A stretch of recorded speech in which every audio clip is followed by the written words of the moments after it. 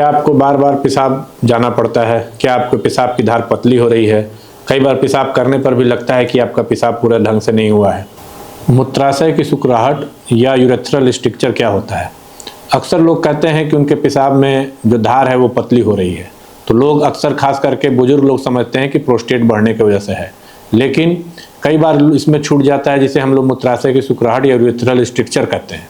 ये बुढ़ापे में भी बहुत कॉमन है, यंग लोगों में भी बहुत कॉमन है और महिलाओं में भी कॉमन है। आखिर ऐसा क्या कारण है कि ये मूत्राशय की सिकुड़ाहट या फिर यूरेथ्रल स्ट्रक्चर हो जाता है? अक्सर आपने देखा होगा कि जिसको बहुत लंबे समय तक कोई कैथेटर डाला गया है या फिर कोई इन्फेक्शन है या फिर कई बार दूरबीन से कोई प्रक्रिया की गई है, उसके बाद वो जो पेशाब की नली है वो धीरे धीरे सिकुड़ के इतनी पतली हो जाती है कि लोगों का पेशाब की धार एकदम पतली हो जाती है। ऐसे में कई बार लोग कैथेटर डालने का प्रयास करते हैं और कैथेटर अंदर नहीं जाता है और उसके चलते कई बार उसमें से ट्रॉमा हो जाता है, ब्लीडिंग वगैरह भी होने लगता है। इसलिए इस वीडियो के माध्यम से मैं यूरेथ्रल स्ट्रक्चर के बारे में बताना चाहता हूं कि जब भी कभी भी किसी पेशेंट में अगर कोई भी हेल्थ केयर वर्कर, कोई भी पैरामेडिकल स्टाफ अगर कैथेटर डाल रहा है और कैथेटर नहीं जा रहा है तो उसे ज़बरदस्ती फोर्सफुली अंदर डालने की कोशिश ना करें। पुरुषों में ये ज़्यादा कॉमन होता है, महिलाओं में भी होता है, लेकिन पुरुषों में ज़्यादा कॉमन होता है। अक्सर ये देखा जाता है कि पुरुषों में खास करके चूँकि उनकी यूरेथ्रा का लेंथ बहुत लंबा होता है महिलाओं के अपेक्षा, इसलिए उसमें सिकुड़न आने की संभावना ज़्यादा होती है। और इसके नुकसान क्या क्या हैं?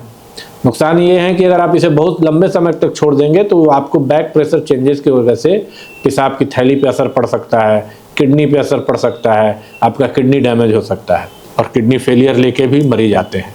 तो यूरेथ्रल स्ट्रक्चर के बारे में आपको थोड़ी भी कोई शंका हो तो आप किसी भी नज़दीकी यूरोलॉजिस्ट से मिल करके अपना परीक्षण करवा सकते हैं, इलाज करवा सकते हैं। उसके बाद हम लोग उसको कई तरीके से जांच करने के बाद पता लगाते हैं कि क्या सही में पेशाब की नली की सिकुड़ाहट की वजह से है, कि प्रोस्टेट की वजह से है, या फिर कई बार एक नस की कमजोरी की वजह से भी होता है, जिसे हम लोग बोलते हैं न्यूरोजेनिक ब्लडर, उसके चलते भी हो सकता है।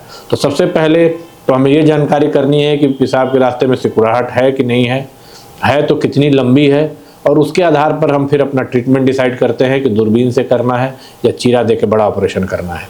लेकिन इस वीडियो का बस एक ही महत्व है कि आप अपने इस बीमारी को गंभीरता से लें। अगर लगे कि पेशाब के रास्ते में सिकुड़ाहट आई है, मुझे बहुत देर तक बैठना पड़ता है, पेशाब की नली पतली हो गई है, तो उसे नज़रअंदाज मत करिए, तुरंत अपना इलाज कराइए। धन्यवाद।